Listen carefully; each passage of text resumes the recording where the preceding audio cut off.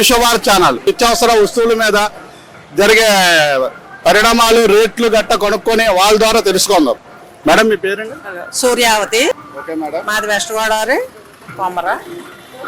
Madam, ఇప్పుడు నిత్యావసర వస్తువులు రేట్లు బాగా పెరిగాయి. ఇప్పుడున్న కూటమి ప్రభుత్వంలోనే ఆ నిత్యావసర వస్తువులు తగ్గిస్తే మనకి ప్రజలకు కూడా చాలా అనుకూలంగా ఉంటుందని ప్రజలందరూ అనుకుంటున్నారు. దానికి మీ అభిప్రాయం ఏంటి? తగ్గించాలని మేము భావిస్తున్నాం. మొత్తం మెయిన్ ముందు ఫస్ట్ హాస్పిటల్ సదుపాయాలు ఉండాలి, బాగుండాలి.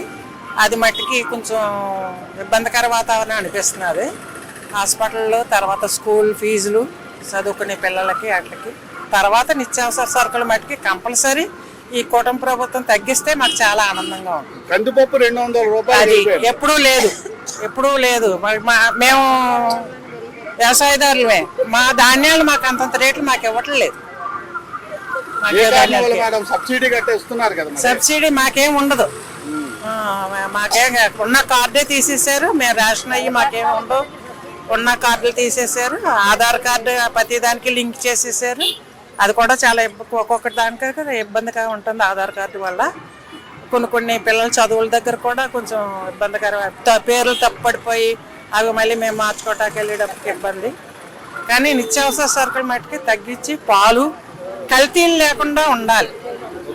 ఉల్లిపాయల రేటు చూస్తే 60 రూపాయలకి మించిపోయింది.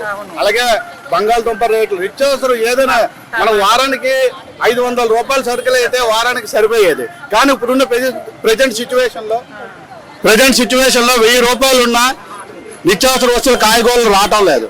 దానికి ప్రభుత్వం ఏ నిర్ణయం తీసుకుంటే బాగుంటుంది?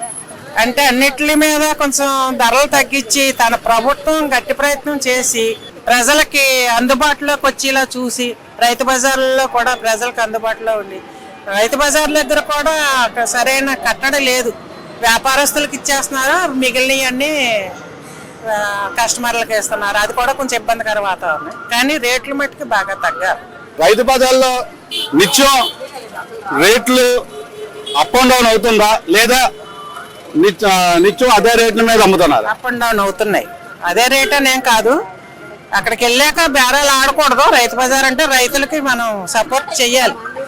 రైతులు సపోర్ట్ చేస్తే మేము రైతు బిడ్డలమే, నాకు రైతులు. కానీ ధాన్యానికి కూడా ఇక వాళ్ళకి అది చేస్తున్నాం ఇది చేస్తున్నాం కాదు.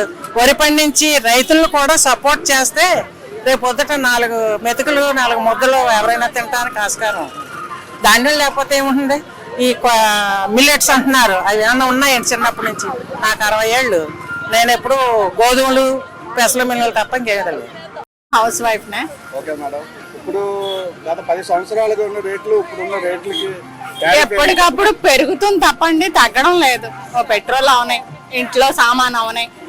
మనం అంటే ఏదో తప్పదు, పెట్టగలం కాబట్టి కొనుక్కు వెళ్ళిపోతున్నాం. మా పనోళ్ళు, మా వాచ్మెన్ వాళ్ళు ఉంటారు అనుకోండి, వాళ్ళకి ప్రతి నెల బియ్యం బస్తా కొన్నప్పుడల్లా 100 to 200 పెరిగిపోతుంది. వాళ్ళు మరి మనం జీతాలు అంతా పెంచేయలేం కదా, వాళ్ళు మళ్ళీ అప్పులు చేయవలసి వస్తుంది. అలా స్ట్రగుల్ అవుతున్నారు. ఓ నెలలో చారు వేసుకుని తిన్నాము అంటే ఈ లోపల హాస్పిటల్ పని వస్తే దానికి ఎన్ని అవుతున్నాయి, టెస్ట్లకి, డాక్టర్కి. కొంచెం తగ్గిస్తే అందరికీ బాగానే ఉంటుంది. మేము పెట్టగలిగినా మాకు బాగుంటుంది, అందరికీ బాగుంటుంది. అది ఎలా తగ్గుతుంది అంటారు? ఏ గవర్నమెంట్ వాళ్ళు తగ్గుద్ది? నిత్యావసర వస్తువులు ఇలా పెరుగుతున్నాయి, తగ్గితే సామాన్య మానవుడు బతకగలడమ్మా. సామాన్య మానవుడి మీదే పడుతున్నాయి అన్ని. బతకగలడు కానీ ఎవరు ఏం చేయట్లేదు కదా. చేస్తే మంచిదా కాదా? మంచిది కాదా అసలు బాబు? ఈ ఫ్రీలు ఇవి అవన్నీ మానేసమ్మా. స్కూళ్ళు, హాస్పిటల్ ఫ్రీ చేసేస్తే ఇంకా పేదరికమే ఉండదు ఎక్కడ. ఆ 2 కావాలి చేసేస్తే చాలు. దీనికి ఫ్రీ చేసేస్తాం, దాన్ని ఫ్రీ చేసేస్తాం, దీనికి ఫ్రీ, అవన్నీ ఎందుకు? వేస్ట్ కదా. సామాన్యుడు బతకాలి అంటే హాస్పిటల్లో ఎడ్యుకేషన్ ఫ్రీ చేసేయాలి. అదొక్కటే కోరుకునేది జనాలు.